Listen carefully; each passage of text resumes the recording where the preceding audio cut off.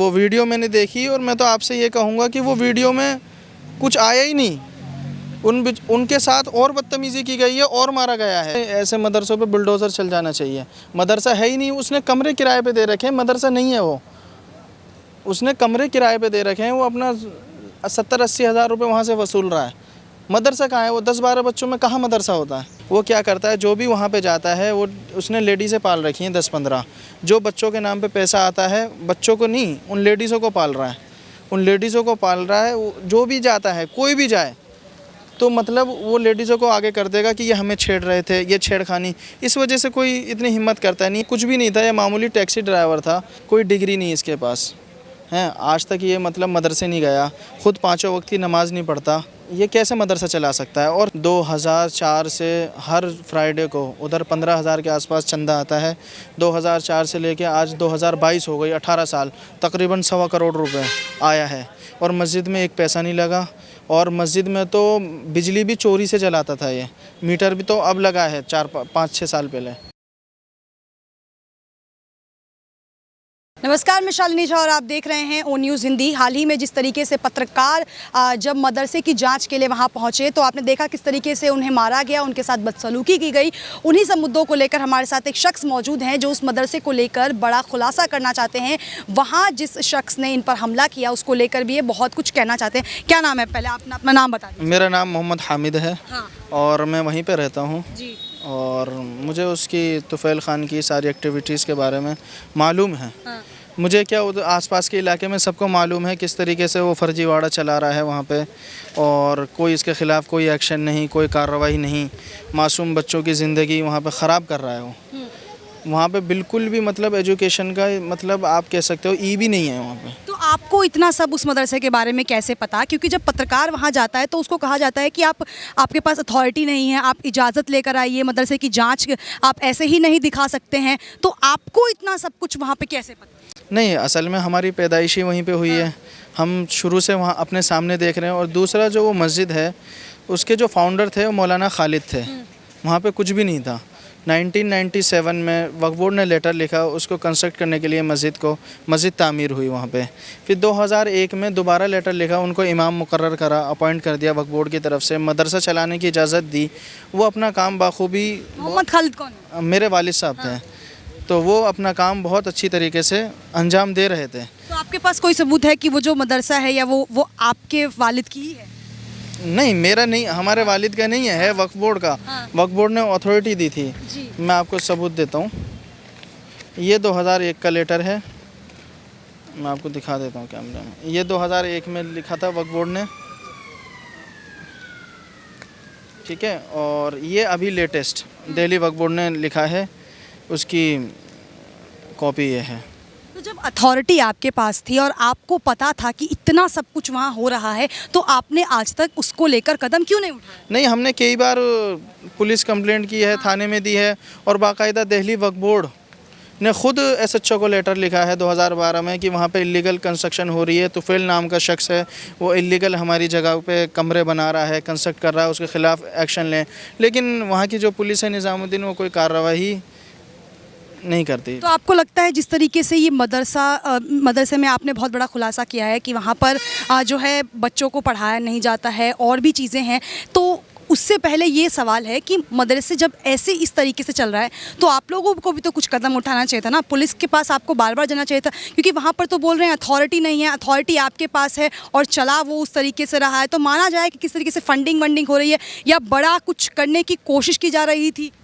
नहीं, असल में हम अभी क्या कहते हैं, अमानत भाई जो दिल्ली वक्फ बोर्ड के चेयरमैन हैं, 2021 में उन्होंने लेटर दिया है और उन्होंने कहा है कि इसको मतलब ये इलीगल बैठा हुआ है, इसके ख़िलाफ़ हमें लेटर दिया।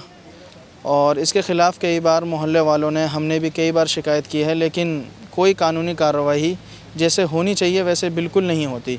वो क्या करता है, जो भी वहाँ पे जाता है वो उसने लेडीज़ें पाल रखी हैं 10-15। जो बच्चों के नाम पे पैसा आता है, बच्चों को नहीं, उन लेडीज़ों को पाल रहा है।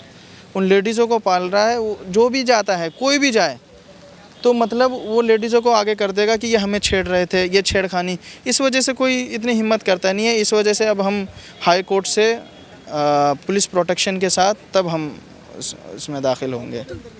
आपको भी अंदर घुसने की अथॉरिटी नहीं है। बिल्कुल, हम ये और लोग तो नमाज़ पढ़ने चले जाते हैं, हम तो नमाज़ पढ़ने भी नहीं जा पाते।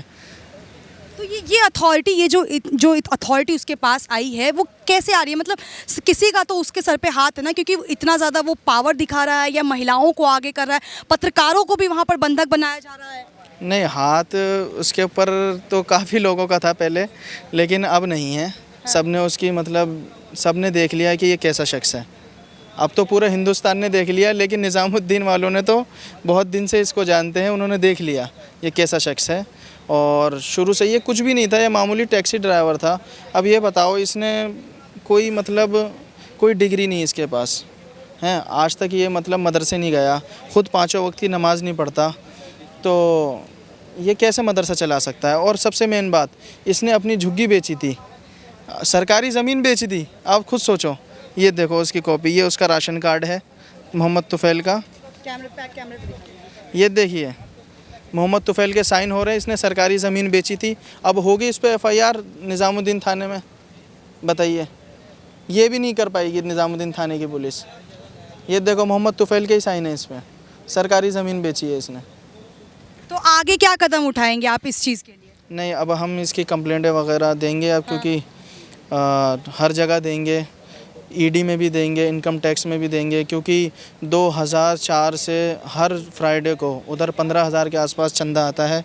2004 से लेके आज 2022 हो गई, 18 साल, तकरीबन 1.25 करोड़ रुपए आया है।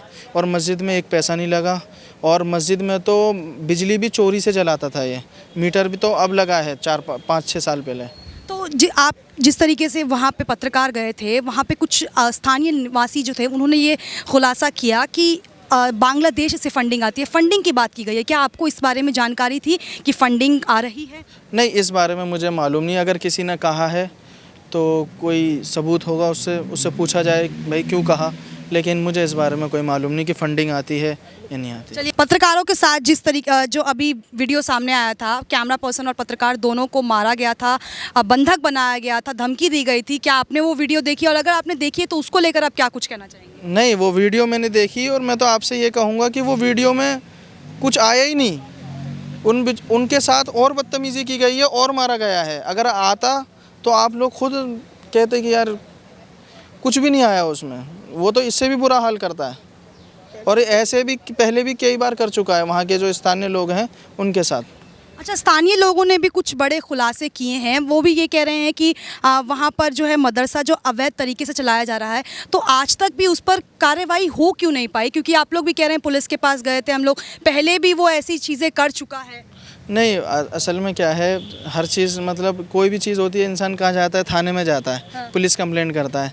अब पुलिस कंप्लेंट करते हैं, अब पुलिस वाले ही जब कोई कार्रवाई नहीं करते इंसान का, और उधर जो पड़ोसी हैं वो बेचारे गरीब आदमी 8-10 हज़ार रुपये कमाने वाले, वो कहाँ कार्रवाई करेंगे? सबको अपना ये है 2 वक्त की रोटी मिल जाए, अपना घर चलता है। जिस तरीके से यूपी में अब गवर्नमेंट ने कह दिया है सभी मदरसों का सर्वे होगा और जो मुख्य बिंदु तय किए गए हैं, तो क्या लग रहा है उस जैसे जांच अब दिल्ली के मदरसों में भी होनी चाहिए? और क्या अवैध जो मदरसे उन्हें वाकई में बंद किया जाना चाहिए या नहीं? नहीं, अगर इस तरीके के मदरसे अगर यहाँ पे हैं, अब ये देखो मदरसे के नाम पे पूरे कौम को बदनाम किया इसने, तो ऐसे मदरसे तो बिल्कुल बंद होने चाहिए। बंद किया, ऐसे मदरसों पे बुलडोज़र चल जाना चाहिए। मदरसा है ही नहीं, उसने कमरे किराए पे दे रखे हैं, मदरसा नहीं है वो, उसने कमरे किराए पे दे रखे हैं, वो अपना 70-80 हज़ार रुपये वहाँ से वसूल रहा है। मदरसा कहाँ है? वो 10-12 बच्चों में कहाँ मदरसा होता है? आपने खुद देखे होंगे वहाँ बच्चे कितने, 10-12 बच्चे हैं। योगी मॉडल दिल्ली में आना चाहिए या नहीं आना चाहिए? योगी मॉडल दिल्ली में अब इस बार आपने बुलडोज़र का तो जिक्र कर दिया है। नहीं, योगी मॉडल दिल्ली में आना चाहिए या नहीं आना चाहिए तो दिल्ली गवर्नमेंट तय करे, लेकिन हमारी तरफ से अगर आ जाए तो ज़्यादा बेहतर है। चलिए, बहुत बहुत शुक्रिया। इनकी बातें आपने सुनी, बहुत कुछ खुलासा किया है उन्होंने उन मदरसों को लेकर, और साफ़ कर दिया है कि जो भी अवैध मदरसा है जिसमें ऐसे कार्य हो रहे हैं, और जो योगी सरकार जिस तरीके से सर्वे करा रही है, अब उन सभी अवैध मदरसों का वो सर्वे अब दिल्ली के मदरसों में भी होनी चाहिए। और तमाम जो चीज़ें अब तक आप लोगों को नहीं पता थी उस मदरसे से जुड़ी, इस शख्स ने उन सभी मुख्य बिंदुओं पर अपनी राय रखी है और बहुत बड़ा खुलासा किया है। अब इस मदरसे को लेकर और कितने खुलासे होते हैं और लोग क्या इस पर कुछ कहते हैं, ये आने वाला वक्त बताएगा। आप इस वीडियो को लेकर क्या सोचते हैं, इन्होंने जो कुछ भी कहा है इसको लेकर आपकी क्या राय है, हमें कमेंट सेक्शन में ज़रूर बताएं। और ऐसी खबरों के लिए हमारे ओ न्यूज़ हिंदी के साथ बने रहें।